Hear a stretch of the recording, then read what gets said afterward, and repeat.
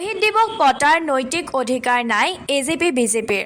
শহীদ দিৱস পাতি ৮৫৫ জন শ্বহীদক অপমান কৰিছে। শ্বহীদৰ পৰিয়ালৰ ওচৰত আঁঠু লৈ ক্ষমা খোজক। বিজেপি চৰকাৰৰ দিনত অগপ দলৰ পৰা মন্ত্ৰী হৈ থকা তাহানিৰ ছাত্ৰ আন্দোলনৰ নেতাক দালাল আখ্যা। বাংলাদেশীক অনাৰ স্বাৰ্থত কা আন্দোলনত ৫ শতাংশ অসমীয়া যুৱকক বিজেপি চৰকাৰক হত্যাৰ অভিযোগ। ১২ ডিচেম্বৰত কা আন্দোলনৰ দিন। এদিন পূৰ্বে তেজপুৰত কংগ্ৰেছ দলৰ প্ৰতিক্ৰিয়া। তেজপুৰত শ্বহীদ দিৱস আৰু কা আন্দোলনৰ প্ৰসংগত সৰব হৈ পৰিল অসম প্ৰদেশ কংগ্ৰেছৰ মিডিয়া চেলৰ মুখপাত্ৰ ৰাতুল কলিতা। আজি তেজপুৰ ৰাজীৱ ভৱনত এনেদৰে অগপ বিজেপিক তীব্ৰ সমালোচনা কৰি প্ৰতিক্ৰিয়া আগবঢ়ায় কংগ্ৰেছ নেতাজনে। আমাৰ শোণিতপুৰ জিলা কংগ্ৰেছ কমিটিৰ ছ'চিয়েল মিডিয়া আৰু IT ডিপাৰ্টমেণ্টৰ এখন বিশেষ গুৰুত্বপূৰ্ণ বৈঠকৰ কাৰণে আমি ইয়াত আহিছিলোঁ আৰু ইয়াত আজি ছ'চিয়েল মিডিয়াৰ কমিটিখন ইয়াত গঠন কৰি দিয়া হ'ল আৰু ভৱিষ্যতে মানে আমাৰ আচল কথাটো হৈছে সন্মুখত পঞ্চায়ত নিৰ্বাচন আৰু ইয়াৰ পিছতে 2026 চনৰ নিৰ্বাচনৰ বাবে শোণিতপুৰত আজি আমি ৰণদংকা বজালোঁ ছ'চিয়েল মিডিয়াৰ তৰফৰ পৰা।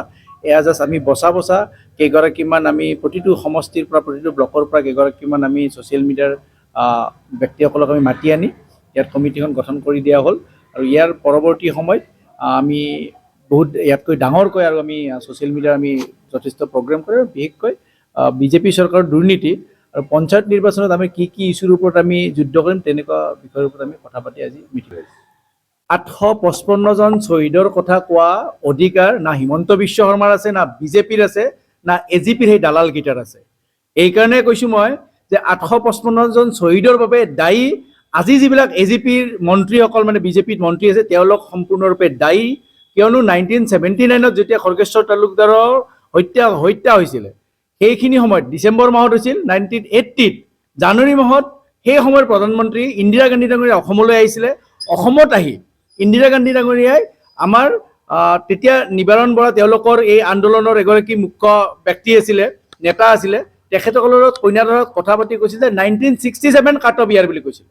কিন্তু সেই সময়ত এজিপিৰ সেই নেতাসকলৰ ভণ্ড নেতাসকলৰ যিবিলাক আজি মন্ত্ৰিত্বত আছে তেওঁলোকৰ বহুতৰে বয়স হোৱা নাছিল নিৰ্বাচন খেলাৰ আৰু সেইকাৰণে তেওঁলোকে আন্দোলনটো দীঘলীয়া কৰি চলাই লৈ গৈছিল। গতিকে আজি এজিপিয়ে সেই ৮৫৫ জন শ্বহীদৰ ভৰিত ধৰি আচলতে তেওঁলোকে ক্ষমা খুজিব লাগে। ৮৫৫ জন শ্বহীদৰ পৰিয়ালক লৈ ক্ষমা খুজিব লাগে। এইকাৰণে এই এজিপিৰ ভণ্ড নেতাসকলে বা বিজেপিসকলে এই ৮৫৫ জন শ্বহীদৰ কেঁচা তেজেৰে ফাকু খেলি তেওঁলোকে আজি আজি ৰাজপাত কৰি আছে। কিন্তু আচলতে দুখ লাগে আজিৰ দিনটোতে কা আন্দোলন আৰম্ভ কৰিছিল অসমৰ ছাত্ৰ সমাজে আৰু সেই ছাত্ৰ সমাজত যিটো বিজেপি যি বৰ্বৰতাৰে আক্ৰমণ কৰিছিল, লাঠিৰে কোবাইছিলে, কেনেকুৱা অত্যাচাৰ কৰিছিলে তেওঁলোকে, সেই কথা আচলতে দেখিলে আমি গুৱাহাটীত আছিলোঁ বুকু কঁপি উঠে আৰু সেইকাৰণে অসমে আজি বিজেপিক কৈছোঁ যে তোমালোকে যিমানে কাৰ কথা নোকোৱা কা অসমৰ অসমীয়াই স্বাভিমানী অসমীয়াই কা নামানে, আমি কা নামানো আৰু যেতিয়া কংগ্ৰেছ দলৰ নেতৃত্বত চৰকাৰ গঠন হ'ব এই কা ওপৰাই পেলোৱা হ'ব।